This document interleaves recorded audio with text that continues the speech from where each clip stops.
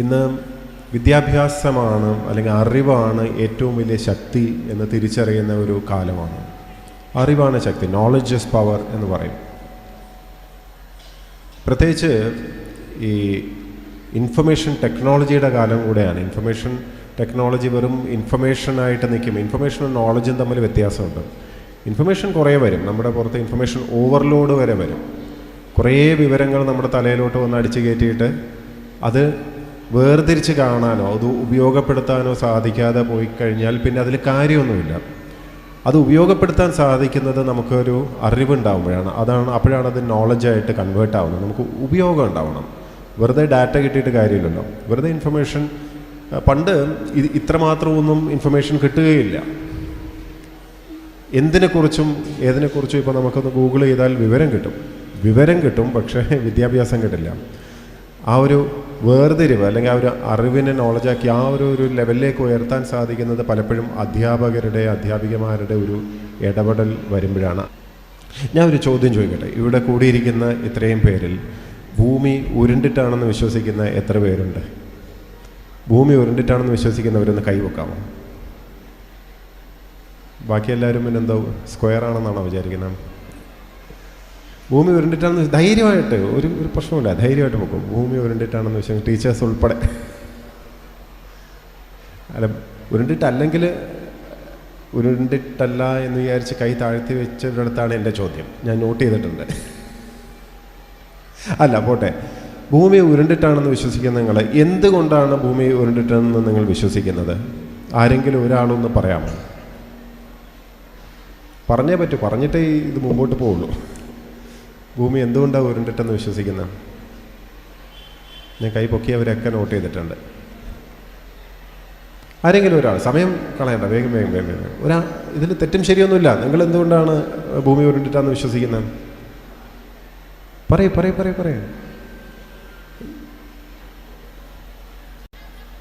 ഇത്രയും നമ്മുടെ സ്കൂൾ കുട്ടികൾക്ക് ഇതിനെക്കാട്ടിലും ധൈര്യം കാണിക്കുമല്ലോ. നമ്മുടെ ഇവിടെ മുതിർന്നവരിങ്ങനെ ലജ്ജിച്ച് ആണ് ചെയ്യിക്കുന്നത്. പറയേ, ഒരാൾ പോലും ഇല്ലേ?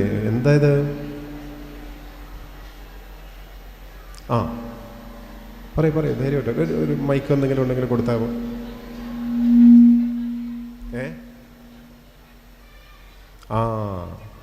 കറക്റ്റ് ഉത്തരവാണ് പറഞ്ഞത് കേട്ടോ. ഇത് പലയിടത്തും ചോദിക്കുമ്പോൾ സാറ്റലൈറ്റ് എന്ന ഫോട്ടോസ് കണ്ടിട്ടുണ്ടെന്ന് ചിലർ പറയും.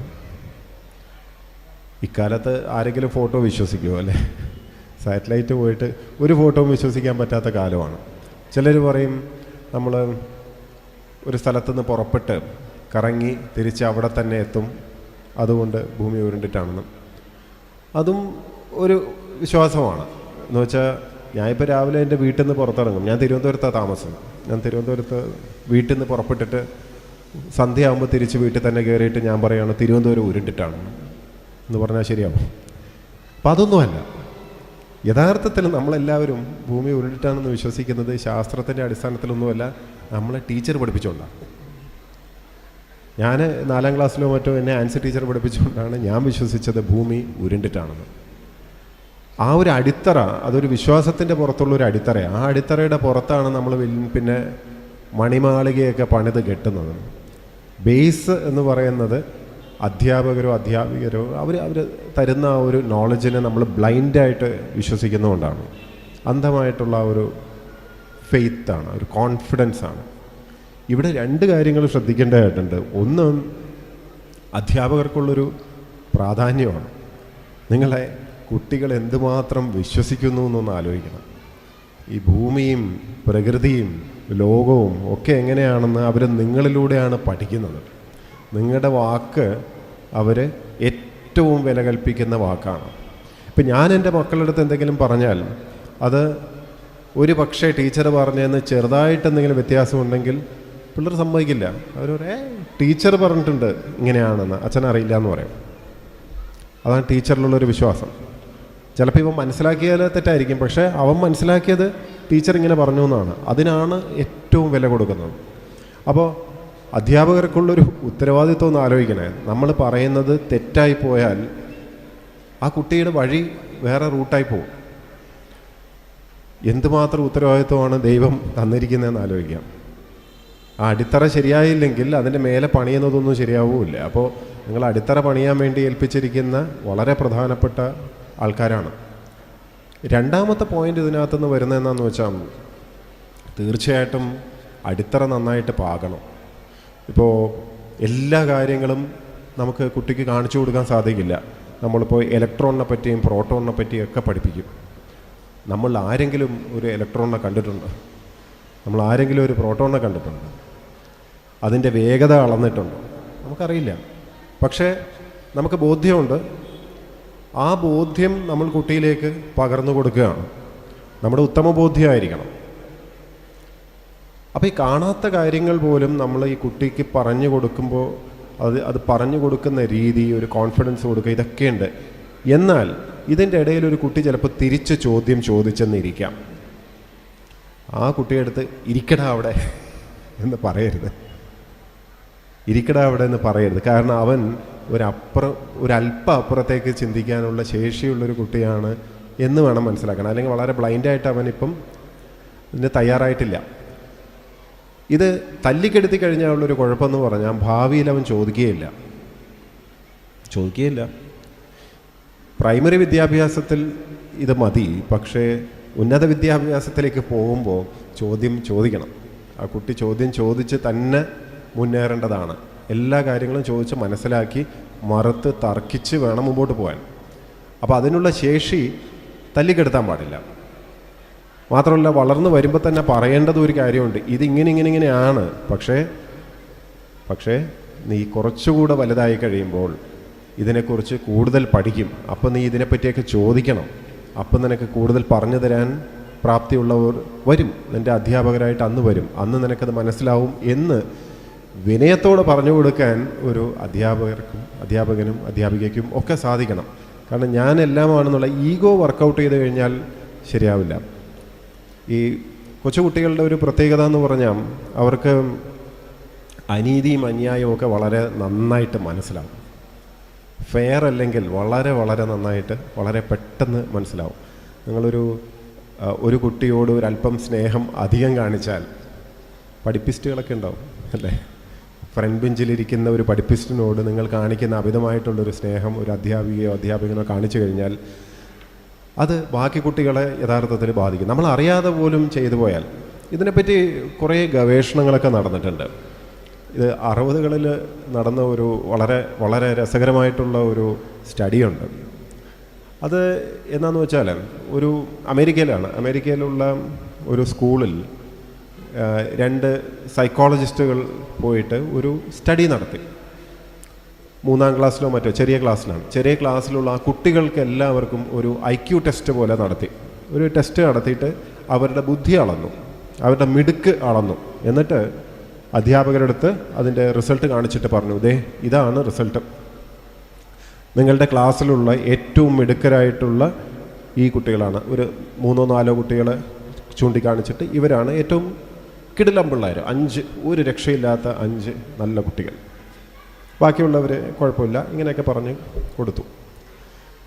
സത്യമായിരുന്നു, വളരെ സത്യമായിരുന്നു. അതിനുശേഷം എല്ലാ വർഷവും ഈ 4-5 കുട്ടികൾ വളരെ നന്നായിട്ട് അവരുടെ മാർക്കുകൾ കാണാൻ പറ്റുന്നുണ്ടായിരുന്നു. അപ്പോൾ ഈ പഠനം വളരെ കറക്റ്റായിരുന്നു അല്ലേ. ഇനിയാണ് കഥയിലെ ട്വിസ്റ്റ് എന്താണെന്നറിയാമോ? ഈ കുട്ടികൾക്ക് അങ്ങനെ പ്രത്യേകതയൊന്നുമില്ലായിരുന്നു. ഇവർ ഈ ടെസ്റ്റ് നടത്തി കഴിഞ്ഞിട്ട് വളരെ റാൻഡമായിട്ട് ഒരു 4-5 കുട്ടികളെ ഐഡൻറ്റിഫൈ ചെയ്തിട്ട് ഇവർ മിടുക്കരാണെന്ന് ടീച്ചർമാരുടെ അടുത്ത് പറഞ്ഞു. ടീച്ചർമാരുടെ ഉള്ളിലുള്ളൊരു വിശ്വാസം, അതായത് ഇവൻ കൊള്ളാം, ആ വിശ്വാസമാണ് ആ കുട്ടികളുടെ പെർഫോമൻസിലേക്ക് വന്നത്. ഒന്ന് ആലോചിച്ച് നോക്കി. ഇത് 60-ലോ 70-ലോ നടന്ന സ്റ്റഡിയാണ്. ചൈൽഡ് സൈക്കോളജിയിൽ വളരെ പ്രമാദമായിട്ടുള്ളൊരു സ്റ്റഡിയാണ്. ഒരുപക്ഷെ TTCയിലൊക്കെ ചിലപ്പോൾ പഠിപ്പിക്കുന്നുണ്ടാവും, എനിക്കറിയില്ല.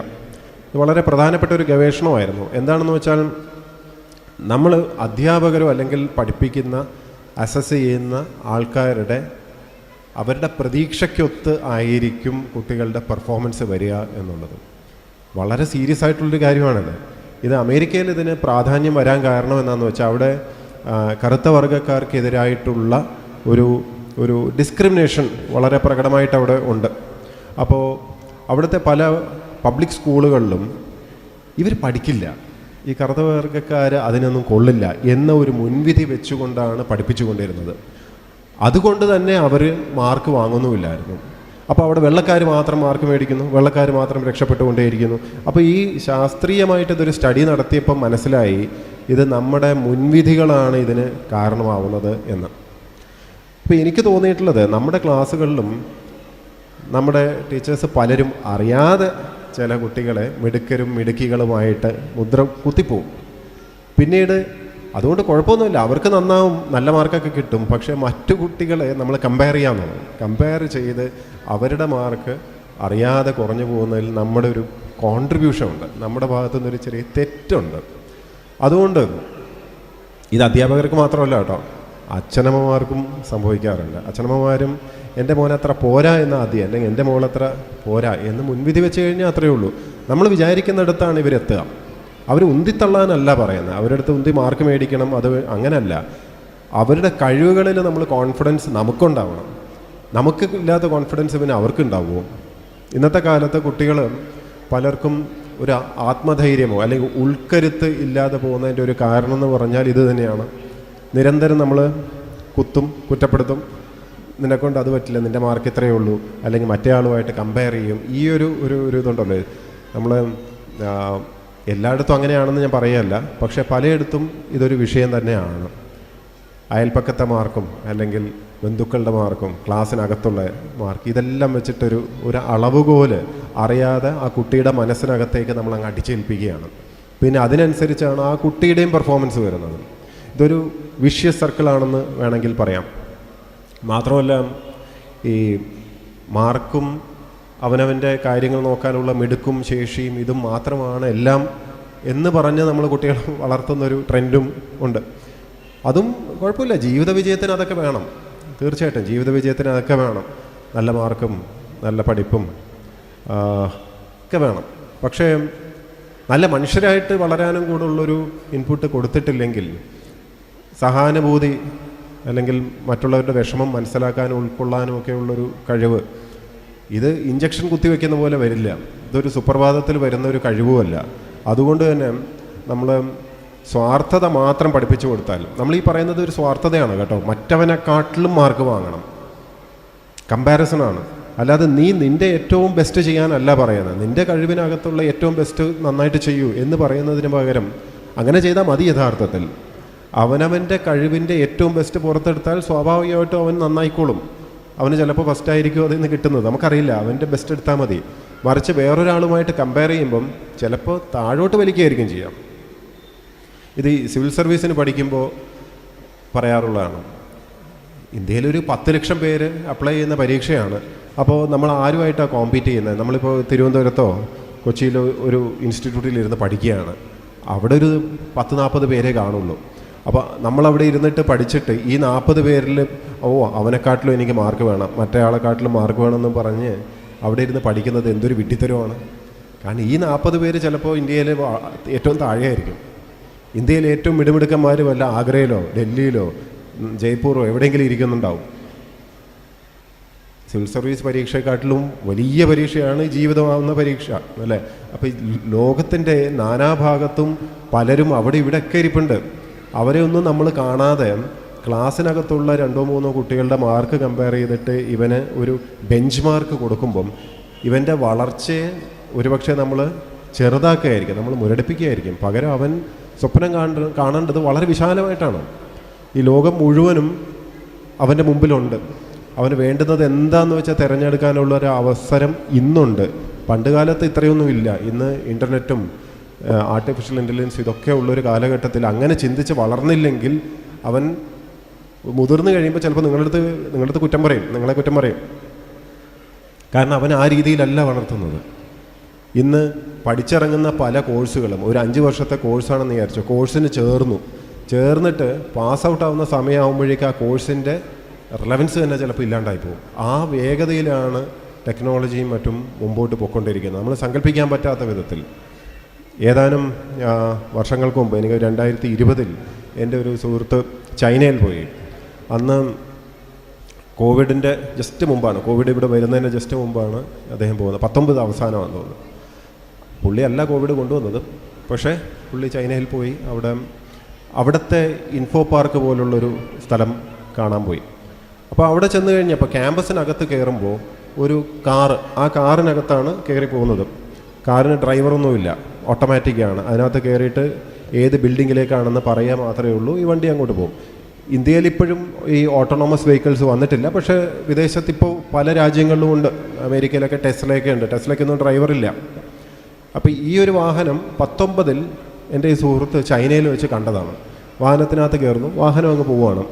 പോയിട്ട് ഏതോ ഒരു കെട്ടിടത്തിൽ എത്തണം. ആ കെട്ടിടത്തിൽ ആ ക്യാമ്പസിനകത്ത് അവിടെ എത്തിക്കുന്നു. എത്തിക്കഴിഞ്ഞ് അകത്തോട്ട് കയറുമ്പം അവിടെ റിസപ്ഷനിൽ ആളൊന്നുമില്ല. അവിടെ ചെന്ന് ചിരിച്ച് കൂടെ ഉള്ള ഒരാളുണ്ട്. ചിരിച്ച് കാണിക്കുമ്പോഴേക്ക് വാതിലൊക്കെ തുറക്കുന്നു, അകത്തോട്ട് കയറുന്നു. ഏതോ ഒരു നിലയിലെത്തുന്നു. അവിടെ എത്തി അവിടുത്തെ മീറ്റിങ്ങൊക്കെ കഴിയുന്നു. പിന്നെ ഏറ്റവും മുകളിൽ എവിടെയോ ഭക്ഷണം കഴിക്കാൻ പോകുന്നു. ഭക്ഷണം കഴിക്കാൻ പോകുമ്പോൾ ഭക്ഷണം വിളമ്പാൻ ആരുമില്ല. ഈ ബുഫേ പോലെ വെച്ചിരിക്കുകയാണ്. അപ്പോൾ ബുഫേയിൽ ചെന്നിട്ട് ഭക്ഷണമൊക്കെ എടുക്കുന്നു. ഓരോരുത്തരും എടുത്ത് വിളമ്പിയിട്ട് പ്ലേറ്റിൽ കൊണ്ടുപോകുന്നു. അവസാനത്തെ ക്യാഷ് കൗണ്ടറിലെത്തുന്നു. ക്യാഷ് കൗണ്ടറിലും ആളില്ല. അവിടെയും കൂടെ വന്ന ആൾ ചിരിച്ച് കാണിച്ചിട്ടങ്ങ് പോവുകയാണ്. അപ്പോൾ ഇത് കാണുമ്പോൾ ചിരിച്ച് കാണിക്കുന്നു. ഇതൊന്നും അത്ര എന്താ പറയുക, നമ്മൾ വിചാരിക്കുന്ന പോലെ ഫ്രീ ഒന്നുമല്ല. എല്ലാം ഓട്ടോമാറ്റഡാണ്. ഈ പ്ലേറ്റ് എടുക്കുമ്പോൾ അതിൻ്റെ മുകളിൽ ക്യാമറകൾ വെച്ചിട്ടുണ്ട്. കൃത്യമായിട്ട് അത് AI ടെക്നോളജി ഉപയോഗിച്ചിട്ട് നിങ്ങൾ എന്താണ് എടുത്തത്, എത്രയാണ് എടുത്തത് എന്ന് ഇവൻ സ്കാൻ ചെയ്ത് എടുക്കുകയാണ്. അവസാനത്തെ കൗണ്ടറിലെത്തുമ്പം കൂടെയുള്ള ആൾ ചിരിച്ച് കാണിക്കുമ്പോൾ അയാളുടെ ബാങ്ക് അക്കൗണ്ടിൽ നിന്ന് പൈസ എടുക്കുകയാണ്. അയാളുടെ ഫേസ് റെക്കഗ്നിഷൻ വെച്ചിട്ട് പൈസ എടുക്കുകയാണ്.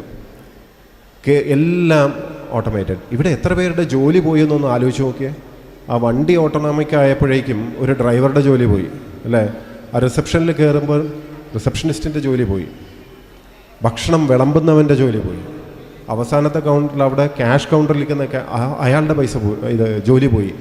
ഇതൊന്നും മാത്രമല്ല പോയത്. ഇപ്പോൾ കാറ് ഓടുകയാണെങ്കിൽ നമ്മുടെ ഒരു മനുഷ്യൻ്റെ ഒരു ഇൻവോൾവ്മെൻ്റ് ഇല്ലാതെ വാഹനം ഓടുകയാണെങ്കിൽ വാഹനത്തിന് അപകടം ഉണ്ടാവുന്നതും കുറയും. ഇന്നിപ്പോൾ നമുക്കറിയാം, ഗൂഗിൾ മാപ്പ് വെച്ചിട്ട് അറിയാമല്ലോ എവിടെയൊക്കെ തിരക്കുണ്ട്, എന്തൊക്കെയുണ്ടെന്നൊക്കെ നമുക്ക് ഇവിടെ ഇരുന്നിട്ട് അറിയാം. എനിക്കിപ്പോൾ കൊച്ചി പോകാനുണ്ട്, ഏത് റൂട്ടിലാണ്, ഇതൊക്കെ എങ്ങനെയാണ് അറിയുന്നത്? ലൈവായിട്ട് ട്രാഫിക് ഇത് പിടിക്കുകയാണ്. നമ്മുടെയൊക്കെ മൊബൈലിൽ നിന്നുള്ള സിഗ്നൽ എടുക്കുന്നുണ്ട്. അപ്പം കാറുകളുടെ അകത്ത് ഇപ്പോൾ സിമ്മുണ്ട്, അത് പലർക്കും അറിയില്ല. കാറിനകത്ത് എല്ലാത്തിനകത്തും ഇപ്പോൾ സിമ്മാണ് പുതിയ കാറുകൾക്കൊക്കെ. അപ്പോൾ കാറിൻ്റെ ലൊക്കേഷൻ കൃത്യമായിട്ട് എടുക്കാൻ പറ്റുന്നുണ്ട്. ഈ ഓട്ടോണമസ് കാറുകളുടെ പ്രത്യേകത എന്ന് പറഞ്ഞു കഴിഞ്ഞാൽ ഈ കാറിൻ്റെ ചുറ്റും എന്താണെന്ന് ഈ കാറിന് അറിയാം. ഒരു വളവ് തിരിയുന്നതിന് മുമ്പേ അപ്പുറത്ത് നിന്ന് വരുന്ന കാറ് ഇവന് കാണാൻ പറ്റും. കാരണം സാറ്റലൈറ്റ് വെച്ചിട്ടല്ലേ. അപ്പോൾ വളവിനും തിരിയുന്നതിന് മുമ്പേ അറിയാമെങ്കിൽ ഇവൻ അപകടം ഉണ്ടാവുമോ? ഇവൻ ഇടിക്കില്ലല്ലോ. അപ്പോൾ ഇൻഷുറൻസ് കമ്പനിക്കാരെന്ത് ചെയ്യും? അപകടങ്ങൾ കുറയാൻ തുടങ്ങിയ ഇൻഷുറൻസ് എന്ന് പറഞ്ഞാൽ ഒരു മേഖലയിലുള്ള അവിടെയും തൊഴിൽ പോകും. ചുരുക്കി പറഞ്ഞാൽ തൊഴിൽ മേഖല മുഴുവനും മാറിമറിയാൻ പോകുന്ന ഒരു സാഹചര്യത്തിലേക്കാണ് ഈ ആർട്ടിഫിഷ്യൽ ഇൻ്റലിജൻസും ടെക്നോളജിയുടെ വളർച്ചയും ഒക്കെ കൊണ്ടു ചെന്നെത്തിക്കുന്നത്. അപ്പോൾ നമ്മൾ വളരെ കാലഹരണപ്പെട്ട കാഴ്ചപ്പാടോടുകൂടെ തത്തമ്മ പൂച്ച മാത്രം പഠിപ്പിച്ചുകൊണ്ടിരുന്നാൽ ഇതുകൊണ്ട് ഇവൻ ജീവിത വിജയം നേടുമെന്ന് വിചാരിച്ചാൽ തെറ്റാണ്. ഇന്ന് ഫ്ലെക്സിബിലിറ്റിയാണ് പഠിപ്പിക്കേണ്ടത്. ഫ്ലെക്സിബിലിറ്റി. ഏത് തൊഴിൽ മേഖലയാണ് അപ്രത്യക്ഷമാവുക എന്നറിയില്ല. അപ്രത്യക്ഷമായാൽ അടുത്തതിലേക്ക് ചാടാനുള്ള പ്രാപ്തിയാണ് വേണ്ടത്. ആ ഫ്ലെക്സിബിലിറ്റി, അഡാപ്റ്റ് ചെയ്യാൻ പറ്റണം. നമുക്ക് പുതിയ സ്കില്ലുകൾ പഠിക്കാൻ പറ്റണം. പണ്ട് ഒരു തൊഴിൽ പഠിച്ചു കഴിഞ്ഞാൽ, ഇപ്പോൾ ഒരു കാലത്ത് ഒരു ചെരുപ്പ് കുത്തി, അയാൾക്ക് ചെരുപ്പ് ഏറ്റവും നന്നായിട്ട് ഷൂസ് ഉണ്ടാക്കാൻ അറിയാം, മതി. അയാളുടെ ഒരു തലമുറയല്ല, ചിലപ്പോൾ 2-3 തലമുറയ്ക്ക് ജീവിക്കാനുള്ള കഴിവാണത്. അവനത് പാസ് ഓൺ ചെയ്യും. ഒന്നാന്തരമായിട്ട് ചെരുപ്പുണ്ടാക്കുന്നുണ്ടെങ്കിൽ അവന് നല്ല പേരുണ്ടാവും. അവൻ ആ ടൗണിലെ ഏറ്റവും മിടുക്കനായിട്ടുള്ള കോബ്ലറായിട്ട് അറിയപ്പെടും. മതി. ഒരു കൊല്ലപ്പണി നന്നായിട്ട് അറിഞ്ഞാൽ മതി. ഇന്നതല്ല. ഇന്ന് ഇതിലേതൊക്കെയാണ് മെഷീൻ എടുത്തു കൊണ്ടുപോകുന്നതെന്ന് നമുക്കറിയില്ല. ഇന്നിപ്പോൾ നല്ലൊരു വക്കീലായിട്ട് പേരെടുക്കാമെന്ന് വിചാരിച്ചാൽ പോലും ഒന്നും ഒരു ഉറപ്പില്ല. കാരണം ഇപ്പോൾ AI ഉപയോഗിച്ചിട്ട് വക്കീലന്മാരുടെ ഡ്രാഫ്റ്റിങ്ങും മറ്റേതും മറിച്ചും ഒക്കെ ചെയ്യുക. ഇപ്പോൾ UK കഴിഞ്ഞതിൻ്റെ മുമ്പത്തെ വർഷം ഒരു കേസ് വാദിച്ചത് പൂർണ്ണമായിട്ടും AI ഉപയോഗിച്ചിട്ടാണ്. വക്കീലിനെ വെച്ചില്ല. ആ വ്യക്തി കേസിൻ്റെ ഡീറ്റെയിൽസ് മുഴുവനും AI ഫീഡ് ചെയ്യുന്നു. അത് പറയുന്ന ലീഗൽ അഡ്വൈസ് മാത്രമാണ് വാദിച്ചത്. ഓൾറെഡി അതൊക്കെ സംഭവിച്ചു തുടങ്ങി. ഇപ്പോൾ ഡ്രാഫ്റ്റിങ്ങും പലതും ഒക്കെ ചെയ്തു തുടങ്ങി. ഡോക്ടർമാർ തീർച്ചയായിട്ടും നമുക്ക് നേരിട്ട് പരിശോധിക്കുക, ഇതൊക്കെ വേണം. പക്ഷേ ഡയഗ്നോസിസ് എന്ന് പറഞ്ഞ മേഖല മാറി മറിഞ്ഞുകൊണ്ടിരിക്കുകയാണ്. പണ്ടൊരു എക്സ്റേയോ അല്ലെങ്കിൽ സ്കാൻ റിപ്പോർട്ടോ നോക്കിയിട്ട് മനസ്സിലാക്കണം എന്ന് പറഞ്ഞാൽ നല്ല അറിവുള്ള നല്ല എക്സ്പീരിയൻസ് ഉള്ള ഒരു ഡോക്ടർക്കേ സാധിക്കുള്ളൂ. ചിലർക്ക് അത് നോക്കിയിട്ട് മിസ്സായിപ്പോവും. അത്ര കഴിവില്ലാത്ത അല്ലെങ്കിൽ അത്രയും അനുഭവ സമ്പത്തില്ലാത്ത ഒരു ഡോക്ടർ ചിലപ്പോൾ ഒരു സ്കാൻ റിപ്പോർട്ട് നോക്കിയിട്ട് ചിലപ്പോൾ തെറ്റും. അതുകൊണ്ടാണ് നമ്മൾ സെക്കൻഡ് ഒപ്പീനിയൻ എടുക്കും, കുറച്ചുകൂടെ സീനിയർ ആയിട്ടുള്ള ഒരു ഡോക്ടറുടെ അഭിപ്രായം എടുക്കും. ഇങ്ങനെയൊക്കെയാണ് പൊയ്ക്കൊണ്ടിരുന്നത്. ഇന്നിപ്പോൾ എന്താണെന്ന് വെച്ചാൽ ഈ ബേസിക്കലി സ്കാൻ റിപ്പോർട്ടോ അല്ലെങ്കിൽ എക്സ്റേയോ നോക്കി കാര്യം മനസ്സിലാക്കുക എന്ന് പറഞ്ഞാൽ എന്താ, പാറ്റേൺ റെക്കഗ്നിഷനാണ്. ബേസിക്കലി പാറ്റേൺ റെക്കഗ്നിഷൻ മനുഷ്യനെക്കാട്ടിലും ഏറ്റവും ഭംഗിയായിട്ട് ചെയ്യുന്നത് മെഷീനാണ്. അവനെ പഠിപ്പിച്ച് ഒരു തവണ മുഴുവൻ ഫീഡ് ചെയ്ത് കൊടുത്തു കഴിഞ്ഞാൽ പിന്നെ അവന് തെറ്റില്ല. അതുകൊണ്ട് ഡയഗ്നോസിസിൻ്റെയൊക്കെ ഒരു സ്കില്ല് എന്തോ പണ്ട് ഭയങ്കര സംഭവമായി പറഞ്ഞിരുന്ന പലതും മനുഷ്യനെക്കാട്ടിലും മെച്ചപ്പെട്ട രീതിയിൽ ചെയ്യാൻ സാധിക്കുമ്പോൾ ഡോക്ടർ ഫൈനൽ കൺഫർമേഷൻ വേണമെന്ന് മാത്രമേ ഉള്ളൂ. പണ്ടത്തെ പോലെ എൻഡ് ടു എൻഡ് ഒരു ഡോക്ടറുടെ സർവീസസ് അല്ലെങ്കിൽ എൻഡ് ടു എൻഡ് ഒരു എൻജിനീയറുടെയോ ആർക്കിടെക്റ്റിൻ്റെയോ ലോയറുടെയോ ഒരു സർവീസും ആവശ്യമില്ല എന്ന് മാത്രമല്ല, നമ്മൾ ഓരോരുത്തർക്കും ഇതൊക്കെ ആവാനുള്ള അവസരം കൂടെ കിട്ടുകയാണ്. നമുക്ക് ആർക്കും ഈ സ്കില്ലുകൾ ഈ കഴിവുകൾ ഉപയോഗിക്കാൻ പറ്റും. ഇപ്പോൾ വേറിട്ട് നിൽക്കണമെന്നുണ്ടെങ്കിൽ നിങ്ങൾ ഇതിൻ്റെ മേലെ പോകണം. ആ മേഖലയിൽ നിങ്ങൾക്ക് വേറിട്ട് നിൽക്കണമെന്നുണ്ടെങ്കിൽ അതിലും മേലെ പോകണം. അപ്പോൾ അഡാപ്റ്റബിലിറ്റി എന്ന് പറഞ്ഞ കാര്യമാണ് നമ്മൾ കുട്ടികൾക്ക് പഠിപ്പിച്ചു കൊടുക്കേണ്ടത്. അതായത് തുറന്ന മനസ്സോടെ ചിന്തിക്കാനും പുതിയ അറിവുകൾ സ്വാംശീകരിക്കാനും അതിനപ്പുറം പോകാനും. ഇപ്പോൾ AI വരുന്നു എന്ന് വിചാരിച്ച് പേടിച്ചിട്ടൊന്നും കാര്യമില്ല, തൊഴിൽ പോകുമെന്ന് പറഞ്ഞിട്ടൊന്നും കാര്യമില്ല. നമ്മുടെ ഭൂമിയിലെ ഏറ്റവും വേഗതയുള്ള മൃഗം ഏതാ? ചീറ്റയല്ലേ ഏറ്റവും വേഗതയുള്ള ജീവി? എന്നാൽ ചീറ്റയല്ല, മനുഷ്യനാണ്. ചീറ്റയ്ക്ക് പ്ലെയിനിൽ പോകാൻ അറിയില്ല, ചീറ്റയ്ക്ക് റോക്കറ്റ് പോകാൻ അറിയില്ല. മനുഷ്യൻ അവൻ്റെ പരിമിതികളെല്ലാം കടന്നു ടെക്നോളജി ഉപയോഗിച്ചിട്ട് ചീറ്റയെക്കാട്ടിലും വേഗത്തിൽ പോകും, വേറെ ഏത് മൃഗത്തെക്കാട്ടിലും ബെറ്ററായിട്ട് പോകും. നമ്മൾ ഒരു കുതിര ഓടുന്ന കണ്ടിട്ട് കുതിരയുമായിട്ട് കോമ്പീറ്റ് ചെയ്തിട്ട് ഓടിക്കൊണ്ടിരിക്കുന്നവനായിരുന്നെങ്കിൽ മനുഷ്യൻ ഒരിക്കലും ഇന്ന് കാണുന്ന ഈ അവസ്ഥയിലെത്തില്ലായിരുന്നു. മനുഷ്യൻ എന്ത് ചെയ്തു? കുതിരപ്പുറത്ത് കയറി കുതിരയുടെ സ്പീഡും കൂടെ സ്വാംശീകരിച്ച് പോകാൻ തുടങ്ങി. അതാണ് മനുഷ്യൻ. അപ്പോൾ ഈ AI വന്നു കഴിഞ്ഞു എന്ന് വിചാരിച്ചിട്ട് പേടിച്ച് നിൽക്കുകയല്ല, AIയുടെ പുറത്ത് കയറാൻ അറിയണം. AIയുടെ പുറത്ത് കയറി അതിനെ നിയന്ത്രിച്ചുകൊണ്ട് അതിൻ്റെയും മേലെ പോകാനുള്ളൊരു അവസരവും ശേഷിയുമാണ് വേണ്ടത്. അപ്പോൾ നമ്മൾ കുട്ടികൾക്ക് ആ വാതായനങ്ങൾ തുറന്നു കൊടുക്കണം, ഇങ്ങനെയൊക്കെ ഉണ്ടെന്ന് അറിവ് കൊടുക്കണം. നമ്മൾ കഴിഞ്ഞ ദിവസം എലോൺ മസ്കിൻ്റെ ഒരു ഇൻ്റർവ്യൂ ഉണ്ടായിരുന്നു. അതിൽ അദ്ദേഹം പറയുന്നത് ഒരു 10-15 വർഷം കഴിഞ്ഞാൽ തൊഴിൽ എന്നത് ഒരു ഓപ്ഷനായി മാറുന്നതാണ്. നമുക്ക് വിശ്വസിക്കാൻ ബുദ്ധിമുട്ട് തോന്നുന്നുണ്ടാവും, തൊഴിൽ എങ്ങനെയാണ് ഒരു ഓപ്ഷനായി മാറുക, തൊഴിൽ ചെയ്യാതെ ജീവിക്കാൻ പറ്റുമോ? പക്ഷേ യാഥാർത്ഥ്യത്തിലേക്ക് അത് പതുക്കെ വന്നുകൊണ്ടിരിക്കുകയാണ്. കാരണം ഒരുവിധപ്പെട്ട എല്ലാ കാര്യവും AI ഏറ്റെടുക്കുന്ന ഒരു സാഹചര്യത്തിലേക്ക് പോവുകയാണ്. ഞെട്ടലോടെയായിരിക്കും ഒരു ദിവസം നമ്മളിത് തിരിച്ചറിയുക. ഞെട്ടലോടെ എന്ന് തന്നെ പറയാം. ഇത് ഒരു സയൻസ് ഫിക്ഷൻ പറയുന്നത് പോലെ തോന്നും, പക്ഷേ യഥാർത്ഥത്തിൽ അത് നടക്കാൻ പോകുന്നൊരു കാര്യമാണ്. ഇതിൻ്റെ സീരിയസ്നെസ് നമുക്ക് നമ്മളിവിടെ കേരളത്തിൽ ഈ ഒരു ഇട്ടാവട്ടത്തിലിരുന്ന് നമ്മൾ ചർച്ച ചെയ്യുന്നതൊക്കെ യഥാർത്ഥത്തിൽ ഒരു വിഷയമല്ല. യഥാർത്ഥത്തിൽ ഇങ്ങനെ വലിയ കാര്യങ്ങൾ ഈ ലോകത്ത് നടന്നുകൊണ്ടിരിക്കുകയാണ്. നമ്മൾ വളരെ സില്ലി ആയിട്ടുള്ള കാര്യങ്ങളാണ് പലപ്പോഴും അന്തിച്ചർച്ചയിലും മറ്റുമൊക്കെ. ഏതെങ്കിലും ഒരു ദിവസം നമ്മുടെ ചാനലുകളിൽ AI കൊണ്ട് വരാൻ പോകുന്ന മാറ്റങ്ങളെക്കുറിച്ച് ഗൗരവതരമായിട്ടുള്ളൊരു ചർച്ച നിങ്ങൾ കണ്ടിട്ടുണ്ടോ? അൺഫോർച്ചുനേറ്റ്ലി ഇല്ല എന്നുള്ളതാണ് സത്യം. നമ്മളാണ് പാരലൽ യൂണിവേഴ്സിൽ ജീവിക്കുന്നത്. യഥാർത്ഥ യൂണിവേഴ്സ് വേറെ, അവിടെ എന്തൊക്കെയോ നടക്കുകയാണ്. എപ്പോഴും നമ്മൾ അണ്ടർ എസ്റ്റിമേറ്റ് ചെയ്യും. സയൻറ്റിഫിക് റിസർച്ചിനെ പറ്റി പറയാറുണ്ട്. ദീർഘകാലത്തിൽ വരാൻ പോകുന്ന വലിയ മാറ്റങ്ങളെ നമ്മൾ പൊക്കിയടിച്ച് നമ്മൾ ഭയങ്കരമായിട്ട് സങ്കല്പിക്കും. 100 വർഷത്തിനുള്ളിൽ നമ്മൾ അങ്ങനെ ചെയ്യും, ഇങ്ങനെ ചെയ്യും, നമ്മൾ ചൊവ്വയിൽ പോകും, ഇതൊക്കെ നമ്മൾ പറയും. പക്ഷേ ഷോർട്ട് ടേമിൽ വരാൻ പോകുന്ന ഞെട്ടിപ്പിക്കുന്ന കാര്യങ്ങൾ നമ്മൾ അറിയാറേയില്ല. ഇതെന്തുകൊണ്ടാണെന്ന് അറിയാമോ? ഇതെന്തുകൊണ്ടാണെന്ന് വെച്ചാൽ മനുഷ്യൻ്റെ മൈൻഡ് സെറ്റ് അങ്ങനെയാണ്. ഈ പവർ ഓഫ് ജോമെട്രിക് പ്രോഗ്രഷൻ എന്ന് പറയും. ഇപ്പോൾ ഒരു കുളമുണ്ടെങ്കിൽ കുളത്തിൽ ഒരു ആമ്പലുണ്ട്. ആ ആമ്പൽ അടുത്ത ദിവസം 2 ആമ്പലാവും, അതിൻ്റെ അടുത്ത ദിവസം അതിൻ്റെ ഇരട്ടി 4 ആവും, അതിൻ്റെ അടുത്ത ദിവസം 8 ആവും. ഇങ്ങനെയാണെങ്കിൽ പതുക്കെ അതിങ്ങനെ ഇരട്ടിച്ച് പോകുന്നു, വലിയ പ്രശ്നമൊന്നുമില്ല എന്ന് വിചാരിക്കും. പക്ഷെ ഒന്ന് ആലോചിക്കും, ഇത് സത്യത്തിൽ ആ ആ കുളം നിറയാൻ എത്ര ദിവസം വേണം? നമ്മൾ വിചാരിക്കുന്നതിനെക്കാട്ടിലും ഞെട്ടിപ്പിക്കുന്ന വേഗത്തിലാണ് അത് നിറയുക. കാരണം ഇത് മുഴുവനും ആമ്പലാവുന്നതിൻ്റെ തലേ ദിവസം അതിൻ്റെ പകുതിയേ ഉണ്ടാവുള്ളൂ, അതിൻ്റെ തലേ ദിവസം കാൽഭാഗമേ ഉണ്ടാവുള്ളൂ, അതിൻ്റെയും തലേ ദിവസം കാലിൻ്റെയും പകുതിയേ ഉള്ളൂ. അപ്പം നമ്മൾ അണ്ടർ എസ്റ്റിമേറ്റ് ചെയ്യും, നമ്മൾ ഒരിക്കലും ഇത് ഗൗരവമായിട്ട് എടുക്കില്ല. പെട്ടെന്നാണ് ടക്ക് ടക്ക് ടക്ക് എന്ന് പറഞ്ഞ് ലാസ്റ്റിൽ അങ്ങ് ഫുൾ ആമ്പലങ്ങ് നിറഞ്ഞു പോകും. അപ്പോഴേക്കും വളരെ വൈകിപ്പോയിട്ടുണ്ടാവും. ടെക്നോളജിയുടെ ഗ്രോത്തിനെ പറ്റി പറയുന്നതും ഇതാണ്.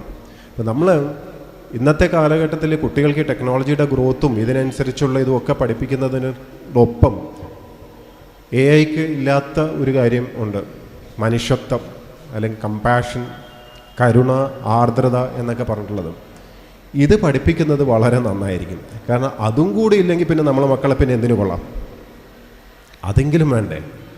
ഉള്ളത് ഈ AI-യുടെ പുറത്ത് കുതിര കയറി പോകുന്ന സമയത്ത് നിങ്ങൾ ഈ എക്സ്പോഷർ കൊടുത്തിട്ടില്ലെങ്കിൽ മറ്റുള്ളവരുടെ വിഷമങ്ങൾ അത് ഒപ്പാനും അതിനകത്ത് എന്തെങ്കിലുമൊക്കെ ഒരു പരിഹാരം ചെയ്യാനും ഒക്കെ ഉള്ള രീതിയിൽ മക്കളെ വളർത്തി കൊണ്ടുവന്നില്ലെങ്കിൽ മാർക്കും സ്വാർത്ഥതയും ഒരു മത്സരബുദ്ധിയും മാത്രം വളർത്തി കൊടുക്കുകയാണെങ്കിൽ നമ്മൾ ഇന്ന് കാണുന്ന ഇതുണ്ടല്ലോ, വയസ്സാവുമ്പോൾ അവർ നിങ്ങളെ എവിടെയെങ്കിലും കൊണ്ട് തള്ളുന്നത്, അതിൽ അത്ഭുതമൊന്നുമില്ല. കാരണം നിങ്ങൾ അവർക്ക് അത് തന്നെയാണ് പറഞ്ഞു കൊടുത്തിരിക്കുന്നത്, നിങ്ങൾ പഠിപ്പിച്ചത് അത് തന്നെയാണ്. സ്വാർത്ഥമായിട്ട് ചിന്തിക്കാനും അവനവൻ്റെ കാര്യം നോക്കാനും മറ്റുള്ളവരുടെ എതിരെ എന്താ പറയുക മത്സരബുദ്ധി വയ്ക്കാനും ഒക്കെയാണ് പഠിപ്പിച്ചു കൊടുത്തത്. പിന്നെ അവൻ വലുതായി കഴിയുമ്പോൾ മാറി ചിന്തിക്കണമെന്നും നിങ്ങളോട് മാത്രം മാറി ചിന്തിക്കണമെന്ന് എങ്ങനെയാണ് നിങ്ങൾക്ക് അവകാശപ്പെടാൻ പറ്റുക? അപ്പം അതുകൊണ്ട് ഈ കാലഘട്ടത്തിൽ ആകെ നമുക്ക് ചെയ്യാൻ പറ്റുന്നതും ഇതാണ്. ആൻഡ് വേറൊന്നുകൂടെ ഈ ദൈവചിന്തയെക്കുറിച്ചും കൂടെ പറഞ്ഞിട്ട് ഞാനൊന്ന് നിർത്താം. വളർന്നു വരുന്ന പ്രായത്തിലും ഏറ്റവും പ്രധാനപ്പെട്ട ഒരു ആശയമാണ് ഈ ദൈവചിന്ത. ഇത് പലർക്കും ഫാഷനബിളാണ്, നമുക്കതൊന്നും വേണ്ട, ഒന്നും വേണ്ട, ഓക്കെ ആയിക്കോട്ടെ, അതൊരു പ്രായം കഴിയുമ്പോൾ ചൂസ് ചെയ്യാൻ പറ്റുന്ന ഒരു അവസരത്തിൽ ഓക്കെ. പക്ഷേ കുട്ടിക്കാലത്ത് ഒരു ഡിസിപ്ലിൻ വരാൻ വേണ്ടിയും കാഴ്ചപ്പാട് വരാനും വാല്യൂ സിസ്റ്റം ഉണ്ടാവാനും ഒക്കെ ഒരു വിശ്വാസം വളരെ പ്രധാനമാണ്. അതിൽ തെറ്റൊന്നും ചിന്തിക്കേണ്ട കാര്യമില്ല, അതിൽ ആരോടും നമുക്കതിന് എക്സ്ക്യൂസ് പറയുകയോ ബോധിപ്പിക്കേണ്ട കാര്യവുമില്ല. കാരണം മക്കൾ നേർവഴിക്ക് വരിക എന്നുള്ളതാണ്. അതിനുശേഷം അവർക്കോ അവൾക്കോ ആർക്കാന്ന് വെച്ചാൽ പറയാറുണ്ടല്ലോ, പാലം കടക്കുവോളം നാരായണന്ന്, ആയിക്കോട്ടെ, പിന്നീട് ചിലപ്പോൾ അങ്ങനെയൊക്കെയാവും, പിന്നീട് കുരായണ പറയുമായിരിക്കും, ആയിക്കോട്ടെ, പക്ഷെ അത് അവൻ്റെ അല്ലെങ്കിൽ അവളുടെ ആ സമയത്തെ തീരുമാനം. പക്ഷെ വളർന്നു വരുന്ന പ്രായത്തിൽ ഒരു നേർവഴി, ഒരു എത്തിക്കൽ മോറൽ സിസ്റ്റം മനസ്സിലേക്ക് വരാൻ വളരെ വളരെ ഇമ്പോർട്ടൻ്റ് ആണ് ഒരു ഗോഡ്ലി തോട്ട്. അത് നിഷേധിക്കുകയോ അത് വളരെ എന്താ പറയുക മനസ്സിലാക്കാനുള്ള പ്രായത്തിന് മുമ്പേ അതൊക്കെ മോശമാണെന്നോ അല്ലെങ്കിൽ തെറ്റാണെന്നോ ഒരു കാര്യമില്ലാതെ ഒരു ഫാഷന് വേണ്ടി അല്ലെങ്കിൽ ഞാൻ വലിയ മോഡേൺ ആണെന്ന് കാണിക്കാൻ വേണ്ടി എത്രയോ പേര് കാണിക്കുന്ന വലിയൊരു അബദ്ധമാണ്. ആ അബദ്ധം കാരണം വാല്യൂ സിസ്റ്റം ഇല്ലാത്ത തലമുറ പെട്ടെന്ന് ടീനേജിലോട്ട് വരുമ്പം, ടീനേജ് ഒരു വല്ലാത്ത ഒരു പ്രായവുമാണ്. കാരണം ഈ ഹോർമോൺസൊക്കെ ഇളകി നിൽക്കുന്ന ഒരു പ്രായമാണ്. ആ കാലത്ത് ആ ഒരു സമയത്ത് ഇവർക്ക് കറക്റ്റായിട്ടുള്ളൊരു തീരുമാനം എടുക്കാൻ പറ്റാതെ പോകുന്നത് പലപ്പോഴും ഇത്തരം വാല്യൂ സിസ്റ്റംസ് ഇല്ലാതെ പോകുന്നതുകൊണ്ടാണ്. നമ്മൾ ഇനി അങ്ങോട്ട് പോകുന്ന ഒരു പീരീഡ് വളരെ ഏതാനും ഒരു 4, 5, 10 വർഷം വളരെയധികം ചലഞ്ചസ് ഉള്ളതായിരിക്കും. ആ പീരീഡ് നല്ല രീതിയിൽ മുമ്പോട്ട് കൊണ്ടുപോകാൻ ഒരു സ്കൂൾ നടത്തിപ്പ് എന്നതിനെക്കാട്ടിലും വിദ്യാർത്ഥികളുടെ കുട്ടികളുടെ ഭാവി എങ്ങോട്ട് പോകണം എന്നുള്ളത്, ഓരോ കുട്ടിയുടെയും ഭാവി ഒന്ന് ആലോചിച്ച് നോക്കണേ. എവിടെ പോകാൻ പറ്റുന്ന ടെക്നിക്കലി, ഒരു ലോജിക്കലി, തിയറിറ്റിക്കലി ഒരു കുട്ടി നിങ്ങളുടെ കയ്യിൽ കിട്ടിയാൽ ആ കുട്ടിക്ക് എവിടം വരെ വേണമെങ്കിലും പോവാം. ഇംഗ്ലീഷിലൊരു ചൊല്ലുണ്ട്, it takes a village to raise a child.